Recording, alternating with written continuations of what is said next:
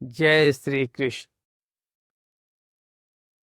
स्वागत है सभी भक्तों का आपके अपने चैनल इटर्नल विजडम में।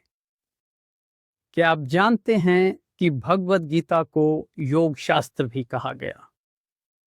क्या आपने भगवत गीता के 18 अध्यायों के नाम पढ़े हैं? जी हाँ, पहले अध्याय का नाम अर्जुन विषाद योग, दूसरे अध्याय का नाम सांख्य योग, तीसरे अध्याय का नाम कर्म योग। इस तरीके से जब आप 18 के 18 अध्यायों के नाम पढ़ते हैं तो आप ये नोट करते हैं कि हर अध्याय के नाम के अंत में योग लगा हुआ है। ऐसा क्यों है?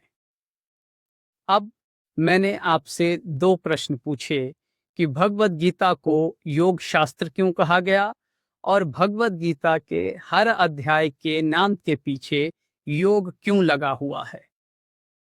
योग शब्द ये वो योग नहीं जो व्यायाम को दर्शाता है या अपनी दैनिक दिनचर्या में योग का मतलब हम व्यायाम या कोई आसन ऐसी कल्पना अपने मस्तिष्क में कर बैठते हैं। इस योग का मतलब है आत्मा का परमात्मा से योग। और 18 के 18 अध्यायों के नाम के अंत में योग लगने का मतलब कि हर अध्याय अपने आप में एक ज्ञान दे रहा है और एक विधि को दर्शा रहा है कि कैसे आत्मा का परमात्मा से योग किया जा सकता है। जब हम कर्म योग कहते हैं तो इसका मतलब कर्म करते हुए आत्मा का परमात्मा से योग कैसे होगा। जब ध्यान योग कहते हैं इसका मतलब ध्यान करते हुए आत्मा का परमात्मा से योग कैसे होगा। तो हर अध्याय आत्मा के परमात्मा से मिलन और योग के बारे में ज्ञान प्रदान करता है। अब साधक यहाँ पे ये प्रश्न कर सकता है कि पहले अध्याय का नाम है अर्जुन विषाद योग। विषाद का मतलब तो दुख है, विषाद का मतलब तो दर्द है, विषाद का मतलब तो डिप्रेशन है। तो फिर ये अर्जुन विषाद योग ये परमात्मा से योग कैसे हो सकता है। पहले अध्याय में ये वर्णित किया गया कि अर्जुन जब कमजोर पड़कर, अर्जुन जब अपनी नपुंसकता और कायरता को जाहिर कर कर अपना गांडीव छोड़ देते हैं और युद्ध करने से इनकार कर देते हैं और अपने कर्तव्य से मना कर देते हैं, तो फिर ये योग कैसे हो सकता है।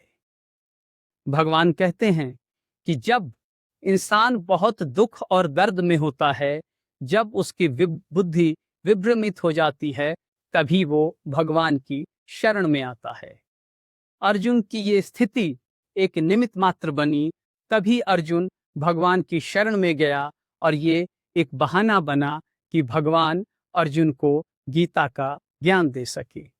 यानी कि वो मार्ग जब इंसान दुख और दर्द को महसूस कर रहा होता है और जब उसकी बुद्धि विभ्रमित हो जाती है और जब वो अपने कर्तव्य को करने में असमर्थ महसूस करता है, तब वो भगवान की शरण में जाता है और इस तरीके ये योग एक अर्जुन विषाद योग बन गया।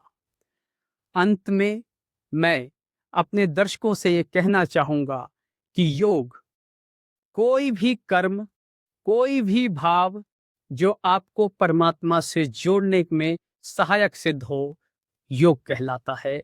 चाहे वो कर्म योग हो, चाहे ज्ञान योग हो, चाहे ध्यान योग हो, चाहे सांख्य योग हो, चाहे पुरुषोत्तम योग हो, कोई भी योग जो आपको परमात्मा से जोड़े। इन्हीं शब्दों के साथ आपका तहे दिल से धन्यवाद और मैं भगवान से ये प्रार्थना करता हूँ कि आपकी भी आस्था दिन प्रतिदिन भगवान में बढ़े और आप सुख, शांत और समृद्ध रहें। जय श्री कृष्ण।